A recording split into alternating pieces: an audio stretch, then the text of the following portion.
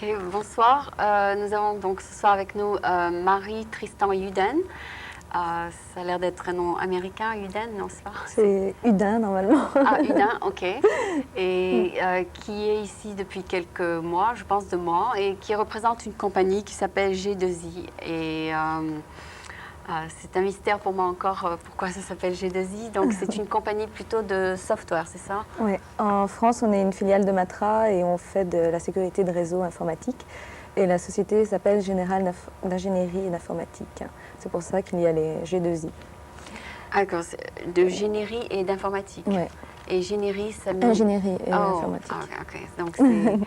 On fait les 2I de G2I. D'accord. Et ici, on fait de la traduction de langage informatique. Ok. On traduit en général Ada, Fortran, Pascal dans des langages C, C++. Mais... Quand tu dis on traduit, c'est pas toi qui traduis, n'est-ce pas? Non, c'est... Il faut pas nous mentir. Là. On sait que tu connais pas toutes ces langues.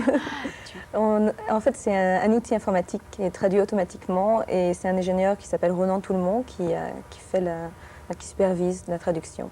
D'accord, c'est un ingénieur qui connaît toutes les langues et qui a développé le... Qui a développé le programme. Mais quand tu parles de Fortran, de toutes ces langues, je pense que toutes ces formes de langage ont été démodées, non? C'est pour ça que les entreprises ont besoin de les traduire dans des langages qui sont plus récents, comme C ou C++.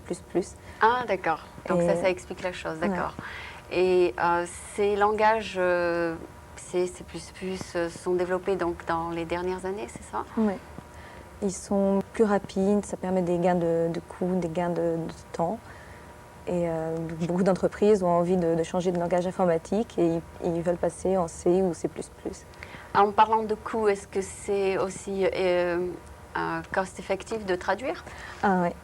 Et la traduction qu'on fait, nous, elle est automatique, donc beaucoup moins chère que les traductions qui se font habituellement, qui sont manuelles. Le coût est 20 à 30 fois moins important. Que si ils engageaient quelqu'un pour réécrire les programmes? Ouais. D'accord, donc c'est ça ce que tu essayes de leur vendre, le côté, économique. D'accord. Et comme tu m'as expliqué, oui, comme tu me l'as expliqué, tu m'avais dit que justement il y a certaines compagnies qui ont un programme et puis donc ils doivent faire des ajustements, par exemple, la compétition qu'on a, en général, ils traduisent jusqu'à 5000 lignes de code parce qu'ils n'ont pas leur outil de traduction n'indique pas où il y a des problèmes quand une traduction se fait. Alors que nous, notre outil, il indique exactement où se trouvent les bugs. Donc l'ingénieur qui passe après a juste à corriger les bugs et c'est très rapide et il y a très peu d'interventions manuelles. Donc est-ce qu'il loue le programme ou est-ce qu'il l'achète? Alors, en général, on vend le service complet et on garantit un résultat qui tourne à 100%, alors que les autres ne peuvent pas garantir ce résultat-là. Et on peut, à la rigueur, vendre si les clients sont intéressés, mais pour le moment, personne n'était vraiment intéressé parce que le coût était trop important. Ils préféraient acheter carrément le service. Le service de la traduire avec votre outil? Oui. Donc, votre outil n'est pas vraiment en vente? Non, pas vraiment. Si on a une demande, on le vend, mais pour le moment, on n'a pas eu, donc on ne l'a pas vendu. Donc, non, quand tu dis que le prix est très élevé, est-ce que c'est du domaine de 25 000 $, de 10 000 je ne sais pas. Le prix de l'outil, non. Le prix de software, non. Mais le prix de la traduction, en général, ça varie de 50 cents la ligne à 1,50 $. Quand c'est un langage comme Ada qu'on traduit très bien, c'est plutôt 50 cents. Et ça dépend aussi, comme on a des frais fixes, de l'ampleur de la traduction. On essaie de traduire de 50 000 à 100 000 lignes de code, ou plus. Et dans ce cas-là, plus on fait de traduction, moins c'est cher. Donc ça leur permet donc de leur éviter d'engager un programmeur qui réécrit le programme complètement? Le programme est déjà écrit, donc pourquoi le réécrire, c'est ça? Et surtout que notre ingénieur, en fait, quand il corrige les bugs qui peuvent apparaître, en général, il améliore un peu le programme initial. Donc, il est plus effectif peut-être? Oui. Ah d'accord. Et donc, peut-être en discutant avec la personne, il s'aperçoit que la personne fait trop de travail peut-être, ou bien n'a pas un programme effectif, c'est ça? Il peut corriger, parce que dans tous les programmes, il y a toujours des problèmes qui arrivent. Et il arrive à corriger et à faire que le programme tourne mieux et plus rapidement, et le résultat est meilleur en général. Donc là, on vient de finir une traduction pour Dawal Schlumberger. Ils étaient vraiment très contents du résultat. Et pour ceux qui s'y connaissent, ils tournent plus de 10 fois plus vite que leur programme initial. Oui. Ah, c'est bien ça. Donc, et en plus, une fois, après leur avoir vendu la traduction, s'ils ont de nouveaux programmes à écrire, vous n'offrez pas le service d'écrire des programmes? Non, nous on ne fait que la traduction. Que de la traduction. Donc, s'ils veulent écrire de nouveaux programmes, ils doivent engager quelqu'un qui En général, ils ont déjà leurs ingénieurs qui travaillent. Qui connaissent le programme, qui connaissent le nouveau langage. Et souvent, ceux qui veulent traduire, en général, c'est parce qu'ils ont commencé dans des langages comme Ada ou Fortran. Et ils se sont rendus compte après que les C ou C++ étaient meilleurs. Donc, en fait, ils tournent avec plusieurs langages informatiques et ils ont besoin d'avoir un produit uniforme, et donc ils ont besoin de traduire leurs anciens langages dans le nouveau langage qu'ils utilisent déjà.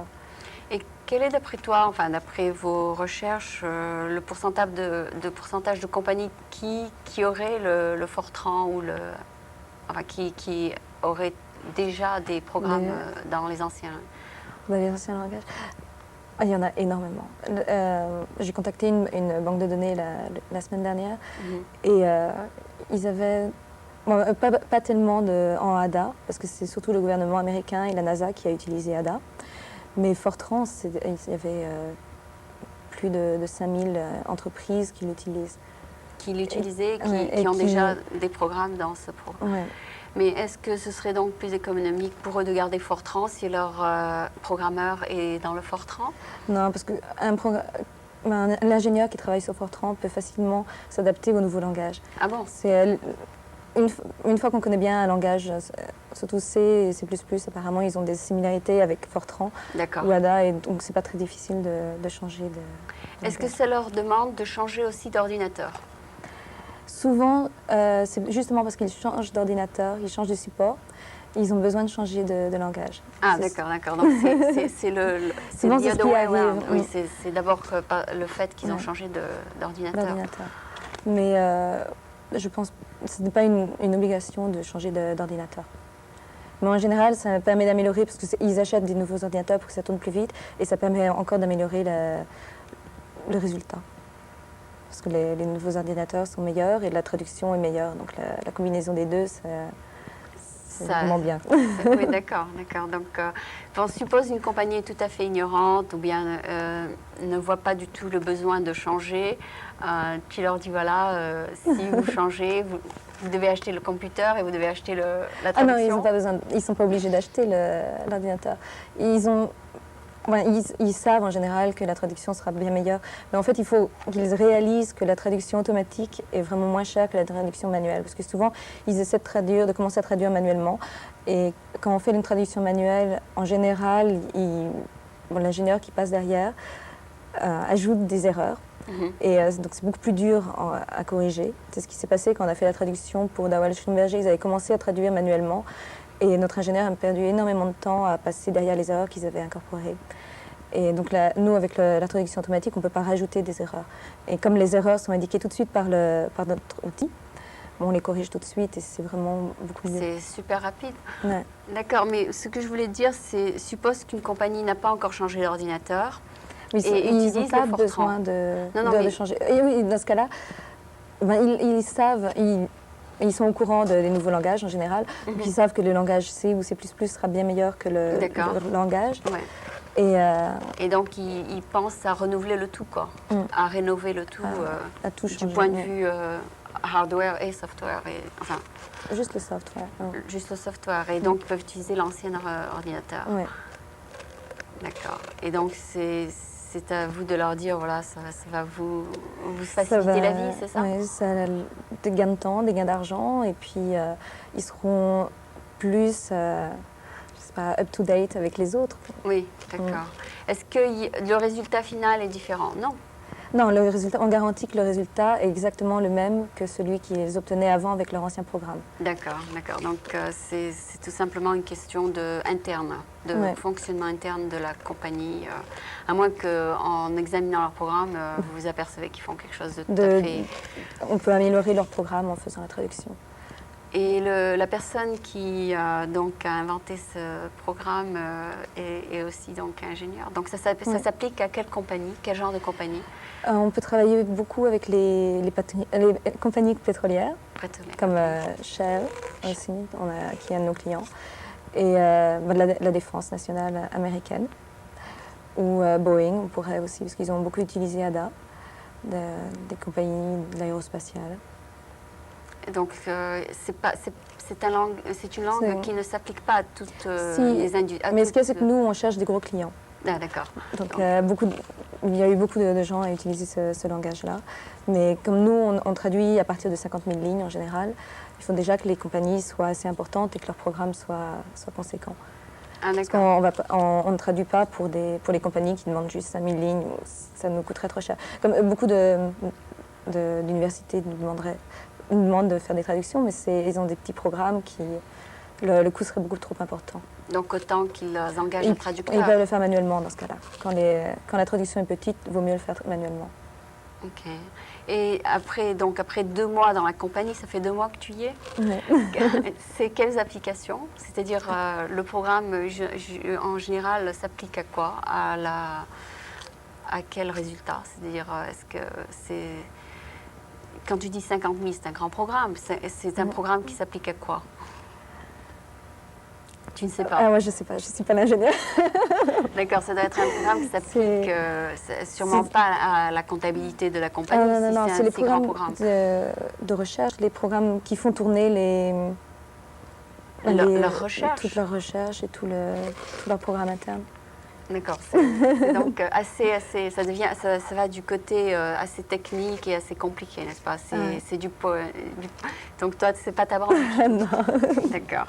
Bon, ben, je crois qu'on a bien expliqué la chose, à part que, bien sûr, là, si je comprends bien, je ne l'avais pas compris au début, mais au début, je croyais que c'était quelque chose qui pourrait être pour toutes les compagnies, et là, tu me dis que c'est pour quelque chose qui est tout à fait... Pour les compagnies qui ont une certaine taille, elles sont toutes intéressées. Mais en faisant des études, on s'est rendu compte que ADA était utilisé surtout par Boeing, par les compagnies aérospatiales. Et Fortran. Et Fortran, le marché est beaucoup plus large. Ah d'accord, bien sûr, les gens ils connaissent bien le Fortran. Bon, ben, c'est tout ce que tu m'as apporté. Bon, ça c'est un diagramme donc, qui montre autant apprendre quelque chose aujourd'hui, autant que ce soit un peu éducationnel, en éducation. Est-ce que tu peux nous expliquer un petit peu ce que c'est? Enfin, je suppose que je suis un client. Le diagramme explique en fait comment notre outil travaille avec les données de départ et puis comment elles sont transformées au fur et à mesure et puis ce que l'outil fait au fur et à mesure et puis le résultat en fait qu'on obtient. D'accord. Et ça suffit à convaincre quelqu'un que ton produit est valable, quoi. Enfin, quand ils s'y connaissent, en général, ils sont impressionnés par le produit et trouvent que c'est vraiment bien. D'accord. Et ton produit est vendu dans combien de pays? On a c'est surtout la France, les États-Unis. On avait des demandes pour le Japon, mais ça ne nous intéresse pas encore. On n'est pas suffisamment fort pour pénétrer les marchés japonais. Et on a des contacts en Angleterre et en Allemagne aussi. D'accord, parce que Fortran s'est allé internationalement, oui. Non hein, donc ça pourrait... Mais au départ, on s'était spécialisé dans ADA, qui en fait avait été développé en France. D'accord. Et donc c'est pour ça qu'on s'est limité à France et États-Unis. Et en fait, on peut traduire Pascal et Fortran qui sont utilisés partout. D'accord. Bon, donc on a de possibilités de croissance qui sont incroyables. C'est vrai, parce que je sais que du point de vue Fortran, je sais que c'est assez international comme... Ouais. Et notre outil peut traduire en fait n'importe quel langage qui se base sur une grammaire. Et donc pour le moment, on est spécialisé plutôt dans Fortran, ADA et Pascal, mais théoriquement, on peut traduire n'importe quel langage, dans n'importe quel autre langage. D'accord. Bon, moi, je crois qu'on a bien présenté le produit. Je pensais que c'était un produit un peu plus utilisé commercialement, mais c'est assez plutôt côté ingénieur, c'est ça, du côté recherche. Oui. Recherche spatiale, recherche ingénieur. D'ailleurs, je ne sais pas, justement, quelle compagnie c'était Lockheed. Il paraît que le nombre d'ingénieurs qui travaillent là-bas, c'est le plus grand. Enfin, je ne sais pas si c'est aussi une compagnie. Enfin, c'est une compagnie qui développe qui travaille avec la NASA, avec le département de la défense. Donc, il paraît que Lockheed a la plus grande concentration d'ingénieurs. Donc, c'est possible qu'ils utilisent donc ce programme. Enfin, les langages. Oui. C'est possible. C'est une des plus grosses compagnies. Je crois que j'ai bien présenté la chose. Je ne sais pas, est-ce que j'ai pas touché à quelque chose peut-être Non, je crois que ça va. D'accord. Donc peut-être qu'on va dire 2 mots sur toi parce que je n'ai pas du tout touché à ça. Donc ça fait 2 mois que tu es là. Donc tu représentes cette compagnie. Et qu'est-ce que tu faisais avant Qu'est-ce que tu voudrais dire sur toi peut-être Avant, j'ai fait une maîtrise d'économie à Rennes, à l'université de Rennes, et grâce à ça, j'ai pu passer 1 an à New York en tant qu'assistante de langue, et où j'étais nourrie, logée, payée sur le campus, et je suivais les cours gratuitement. Et je suis rentrée en France, et comme je ne payais pas le diplôme là-bas, je n'avais pas eu de graduate diplôme, donc j'ai fait un DESS en rentrant en France. Et j'ai eu mon diplôme en décembre. On a eu ce qu'on appelle une reunion en mars, et j'ai rencontré Christian Lemaître, là-bas, le directeur de GDZ. Donc tu dis que tu faisais des études en langue, en économie. Ah, mais quand j'étais à New York, j'étais prof de français. Ah d'accord. D'accord. Donc et j'ai fait des cours de management là-bas. D'accord, donc c'est un peu en relation avec les langues, mais enfin tes langues principales sont le français et l'anglais, n'est-ce pas? Oui. Est-ce que je sais que c'est une question peut-être qu'on ne devrait pas poser, mais le Fortran écrit en France ou ici, c'est le même? Ah oui, c'est exactement le même. Les langages de programmation sont les mêmes. Sont les mêmes dans tous les pays du monde. Oui. D'accord. D'accord, donc c'était Marie Tristan qui représente une compagnie qui fait des traductions de langues de programmation, G2I, et qui est ici à San Francisco. Merci beaucoup d'être venue. Merci.